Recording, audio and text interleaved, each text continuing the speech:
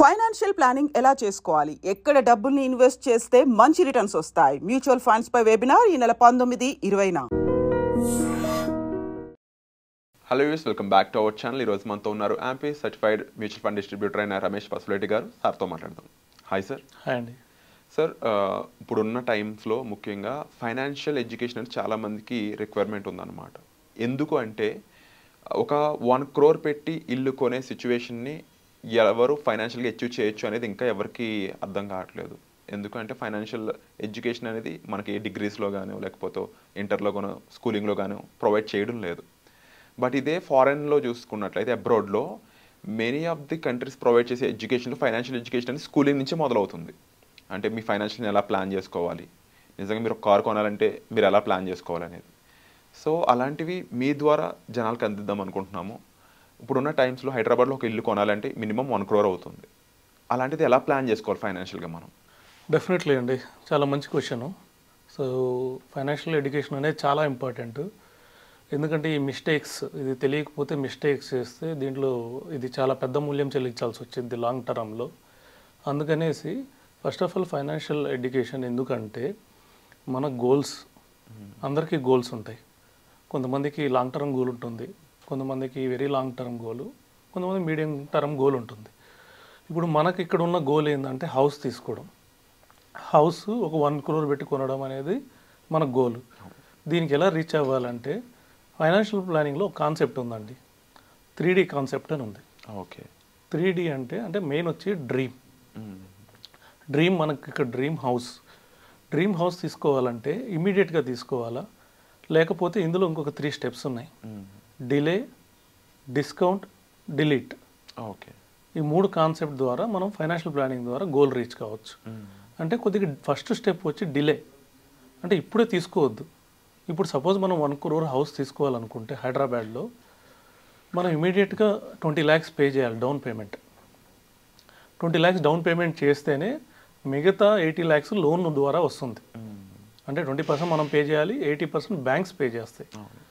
So అప్పుడు మనం EMI ఎంత కట్టాలంటే 20 ఏళ్ళు టర్మ్ పెట్టుకుంటే మనం ఆల్మోస్ట్ 80,000 ఈఎంఐ కట్టాలి. ప్రతి నెల 80,000 80,000 ఈఎంఐ కట్టాలి.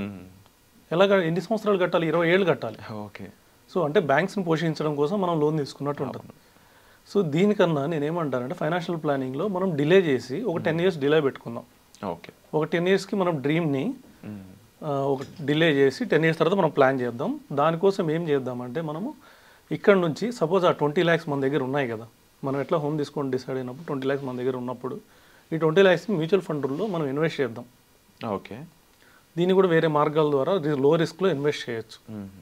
STP అనే మార్గాల ద్వారా ఇన్వెస్ట్ చేసి రిమైనింగ్ మనం ఈఎంఐ ఎంత కట్టాలి? 80,000 ఈఎంఐ కట్టాలనుకున్నాం 80 లక్షలకి. 80,000లో మనం 40,000 పెట్టి ఒక లగ్జరీ హౌస్ ఆఫీస్కి ఎదురుగా ఒక లగ్జరీ హౌస్ రెంట్కి తీసుకుందాం. ఓకే. తీసుకుంటే ఏమైందంటే మనకు ఆఫీస్కి వాకబుల్ డిస్టెన్స్ ఉంటుంది. అవును. ఈ ట్రావెలింగ్ ఎక్స్పెన్సెస్, టైం అన్నీ ఉండవు, ప్రాబ్లమ్స్. 40,000 అంటే మంచి ట్రిపుల్ బెడ్రూమ్ లగ్జరీ అపార్ట్మెంట్ వచ్చింది. సిస్టమేటిక్ ఇన్వెస్ట్మెంట్ ప్లాన్ ద్వారా ఒక మంచి మ్యూచువల్ ఫండ్, 10 years అంటే చాలా మంచి time mutual funds, long term అంటారు. ఈ లాంగ్ టర్మ్లో మనం ఇన్వెస్ట్ చేసుకుంటా వెళ్తే మీరు నమ్ముతారా నమ్మరు, యాక్చువల్ కరెక్ట్గా 10 yearsకి 10 years పూర్తి అయ్యాలి 20 lakhs ఇప్పుడు ఇన్వెస్ట్ చేసి 40,000 ఈఎంఐ కట్టుకుంటా వెళ్తే 2 crores వచ్చింది. సేమ్ అదే ఫండ్ ద్వారా 20 lakhs ఇన్వెస్ట్మెంట్ లంసమ్గా చేసి ఎవ్రీ మంత్ STP ద్వారా 40,000 మనం 10 years ఇన్వెస్ట్ చేసుకోవాలి. నేను మళ్ళీ 12% ప్రకారమే లెక్కేస్తున్నా. నేనేం 14%, 15% అనుకోవట్లేదు. తక్కువ 12% రిటర్న్ ఇచ్చినా కూడా మనకి 2 crores వస్తుంది. ఐ థింక్ ఇన్ఫ్లేషన్ ప్రకారం చూసుకున్నా ఇల్లు వచ్చేస్తుంది. ఇల్లు ఇప్పుడున్న 1 crore అప్పుడు 2 crores అవ్వదు కదా. ఇంకా 10 years తర్వాత న్యూ అడ్వాన్స్డ్ హౌసెస్ వస్తాయి. అవును. ఇప్పుడు ఏదో అడ్వాన్స్డ్ హౌసెస్ అంట, అవి కూడా వస్తాయి. 10 years తర్వాత మనం హ్యాపీగా అప్పుడున్న ట్రెండ్కి తగ్గట్టు మంచి లగ్జరీ అపార్ట్మెంట్ కొనుక్కోవచ్చు. ఇప్పుడు కూడా మనం 40,000 పెడితే లగ్జరీ అపార్ట్మెంట్ వచ్చింది. అవును.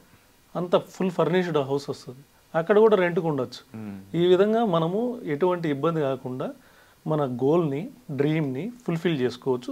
ఇంకొక ఇందులో చాలా అద్భుతమైన విషయం ఏంటంటే 20 ఏళ్ళ తర్వాత మనం క్యాష్ పెట్టుకుంటున్నాం.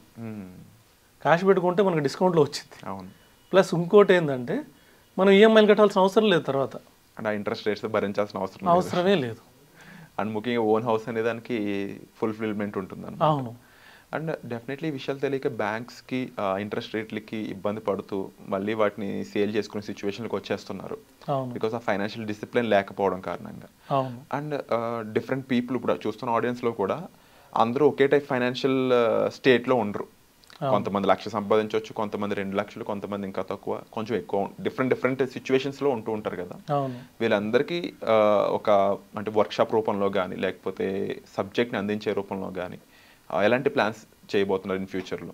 ఇలాంటి 3D టెక్నిక్స్ కానీ లేకపోతే ఫైనాన్షియల్ ఇన్వెస్ట్మెంట్స్ ఎలా చేయాలి, ఎక్కడ చేయాలి, ఏది ఎవరికి సూట్ అవుతుంది, ఈ 3 ఆన్సర్స్ ఇచ్చే విధంగా ఎలా ఉండబోతున్నాయి ఫ్యూచర్ వర్క్షాప్స్ అని?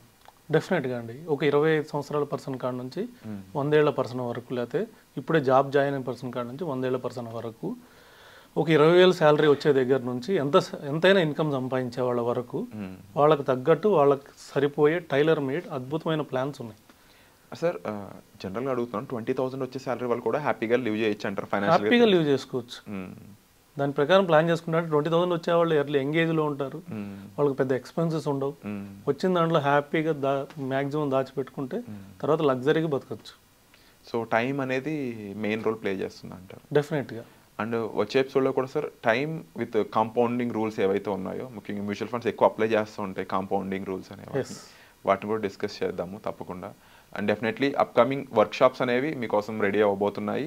ఫైనాన్షియల్గా మీరు ఎలా ఎడ్యుకేట్ అవ్వాలి, ఇన్వెస్ట్మెంట్స్ ఎక్కడ చేయాలి, సేవింగ్స్ ఉన్నాయి వాటిని ఏ విధంగా మీరు ఎక్కడెక్కడ ఎక్స్పెన్సెస్ కింద చూపించుకోవాలి, ట్యాక్సేషన్ అయి ఉండొచ్చు, డిఫరెంట్ రూల్స్ అండ్ రెగ్యులేషన్కి సంబంధించిన వర్క్షాప్ అనేది మీకు త్వరలో అందజేయబోతున్నాం. సో వచ్చే ఎపిసోడ్లో మళ్ళీ కలుద్దాం. Thank you so much sir. Welcome.